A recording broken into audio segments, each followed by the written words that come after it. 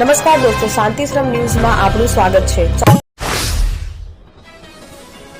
Deesa નગરપાલિકાએ Ranpur road પર રિસરફેસની કામગીરી હાથ ધરાઈ। રાણપુર રોડ પર પડેલ ખાડાઓને લઈ રિસરફેસની કામગીરી હાથ ધરાઈ। પાલિકા પ્રમુખ પતિ નિલેશભાઈ ઠક્કર સહિત ચૂંટાયેલા સભ્યો ને પાલિકાના એન્જિનિયરની ઉપસ્થિતિમાં રિસરફેસની કામગીરી હાથ ધરાતા સ્થાનિકોમાં આનંદની લાગણી પ્રસરી।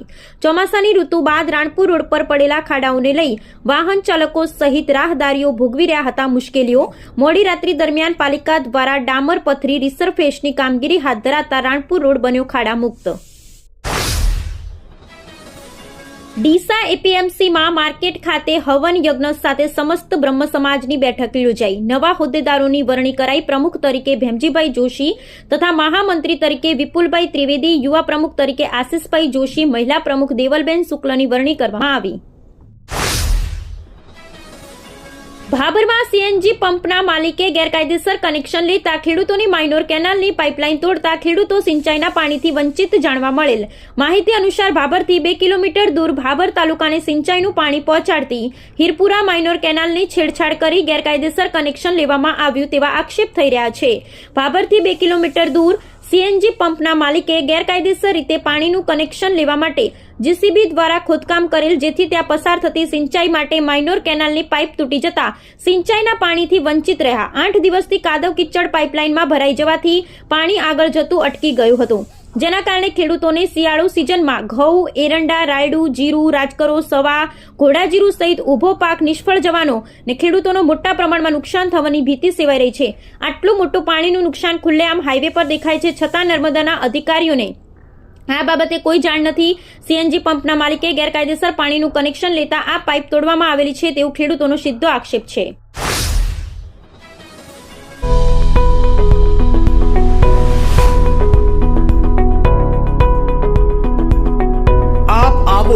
આજે દિયોદરમાં બનાસ ડેરી સંચાલિત ઉમંગ મોલમાં જ્યાં આપને મળશે બનાસ ઘી, બનાસની ચા, નવરસ તેલ સહિતની જીવન જરૂરિયાત તેમજ કરિયાણું તથા કોસ્મેટિક ચીજ વસ્તુઓ તેમજ પશુઆહાર સામગ્રી મળશે વ્યાજબી દરે। આજે સંપર્ક કરો ઉમંગ મોલ, ખીમાળા બાબર હાઈવે, તિરુપતિ સોસાયટીની સામે બ્રિજના છેડે।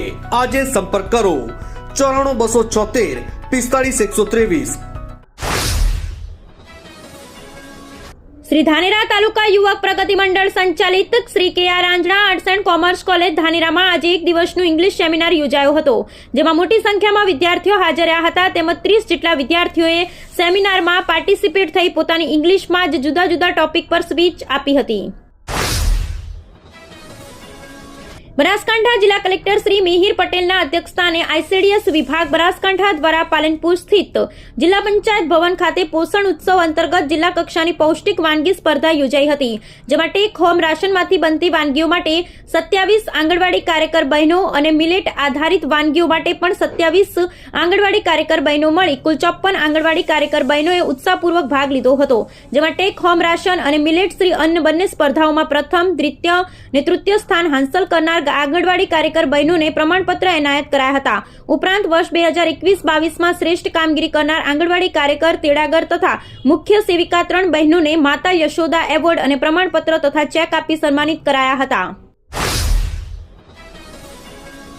બનાસકાંઠા જિલ્લાના અમીરગઢ તાલુકાના ખુણિયા ગામ નજીક ગુરુવારે રાજસ્થાનની એસટી બસ અને બોલેરો ગાડી વચ્ચે ગંભીર અકસ્માત સર્જાયો હતો, જેમાં આખો પરિવાર મોતને ભેટ્યો હતો, જેમાં પતિ, પત્ની અને 2 સંતાન સામેલ છે। આ દુર્ઘટનામાં 5 લોકોના ઘટના સ્થળે જ મોત નીપજ્યા છે, જ્યારે 15 મુસાફરોને નાની મોટી ઈજાઓ પહોંચી છે, જેમાં 3 બાળકોની હાલત ગંભીર છે, જ્યારે લાશોને બહાર કાઢવા માટે બોલેરોના પતરા તોડાયા હતા અને જેસીબીની મદદ લેવાઈ હતી।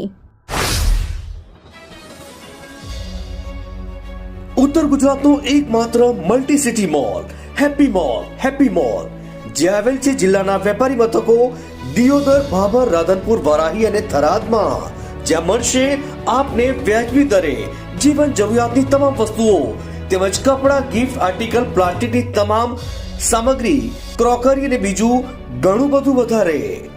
તો આજે જ આવો હેપી મોલ અને કરો ખરીદી તમારી મનગમતી વસ્તુઓની।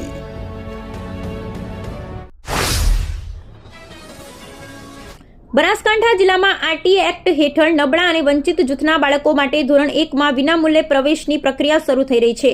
આ યોજના અંતર્ગત બિન અનુદાનિત ખાનગી પ્રાથમિક શાળામાં 25% બેઠકો પર મફત પ્રવેશ આપવામાં આવશે. જિલ્લા પ્રાથમિક શિક્ષણાધિકારી ડોક્ટર વિનુભાઈ પટેલના જણાવ્યા અનુસાર 1 જૂન 2025 સુધીમાં 6 વર્ષ પૂર્ણ કરનાર બાળકો આ યોજના હેઠળ પ્રવેશ મેળવી શકશે. થરાદ તાલુકામાં નર્મદાની મુખ્ય કેનાલોમાં એક અજાણ્યા યુવકનો મૃતદેહ મળી આવ્યો છે. સણઘર પુલ પાસે કેનાલમાં મૃતદેહ દેખાતા સ્થાનિક લોકોએ તરત જ નગરપાલિકાના ફાયર બ્રિગેડને જાણ કરી હતી. ફાયર બ્રિગેડની ટીમ તાત્કાલિક ઘટના સ્થળે પહોંચી ગઈ હતી. ફાયર ઓફિસર વિરમજી રાઠોડના નેતૃત્વમાં ટીમે મૃતદેહોને કેનાલમાંથી બહાર કાઢ્યો હતો. પાટણ ખેતીવાડી ઉત્પન્ન બજાર સમિતિમાં રાયડાની આવકમાં નોંધપાત્ર વધારો થયો છે. 17 થી 26 ફેબ્રુઆરી દરમિયાન 50,000થી વધુ બોરી રાયડાની આવક નોંધાઈ છે. બજાર સમિતિના ચેરમેન સ્નેહલ પટેલના જણાવ્યા મુજબ રાયડાનો નીચો ભાવ પ્રતિ ક્વિન્ટલે ₹4810 અને ઊંચો ભાવ ₹5,975 રહ્યો છે. સરેરાશ ભાવ ₹5,438 નોંધાયો છે. આ ભાવથી ખેડૂતોને તેમના ઉત્પાદનનું પોષણક્ષમ વળતર મળી રહ્યું છે. જાતવાન અશ્વો અને ઊંટ સવારોએ દિલ જીત્યા. બનાસકાંઠા જિલ્લાના લાખણી તાલુકાના નાનકડા એવા જસરા ગામે 7 દિવસીય અશ્વ મેળાનું આયોજન કરાયું હતું.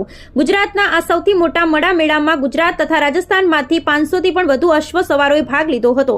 જાતવાન અશ્વો અને ઊંટના કરતબો જોવા માટે આજુબાજુ ગામોમાંથી જનમેદની ઉમટી પડી હતી. શિવરાત્રીના અંતિમ દિવસે જાતવાન અશ્વો વચ્ચે દિલ ધડક હરીફાઈ સાથે હજારો લોકોએ આનંદ મેળાની મોજ લૂંટી હતી. રાત્રે 51,000 દીપ પ્રગટાવી બુઢેશ્વર મહાદેવની આરતી કરી મેળાની રંગે ચંગે પૂર્ણાહુતિ કરવામાં આવી હતી.